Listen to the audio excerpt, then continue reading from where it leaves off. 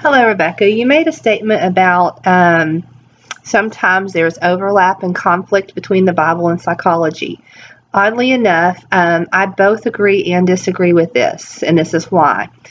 Originally in my thread, I made the claim that when Scripture and science are at odds, the problem lies either in our interpretation or understanding of either the Scripture or the scientific data and observation. I stick by what I said, but I have to include this caveat. And this is where my thinking is being challenged. Okay, so we both agree that God is the author of all truth.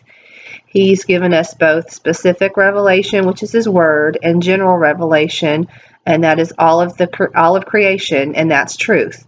I made the statement without thinking it through that when there is conflict, it is either because we have misunderstood either Scripture or the science. There's at least two other factors that must be considered because they do place limitations on congruence between science and Scripture. The first is that we were created in God's image, but because of the fall, that image has been corrupted. Humanity, as well as the world around us, is in a state of deterioration. Because of this, we cannot take all truth claims outside of Scripture as infallible. Only Scripture is infallible. So yes, God is the author of all that He created, but because of the fall, creation has been left in a state other than that it was what it was created to be. The other limitation is that we must always remember that secular psychologists, if they're non-believers, cannot perceive certain truths.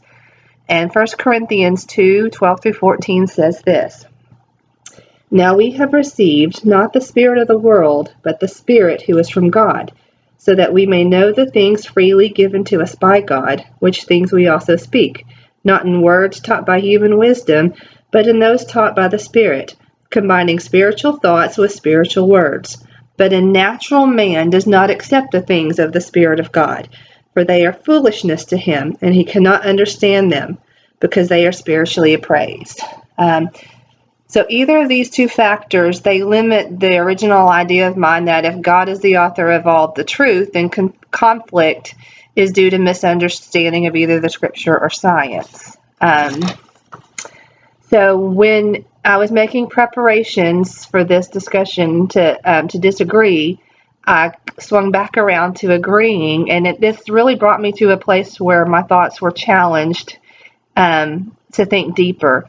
It doesn't make my original statement wrong. It just has these limitations that we must always remember. Thanks.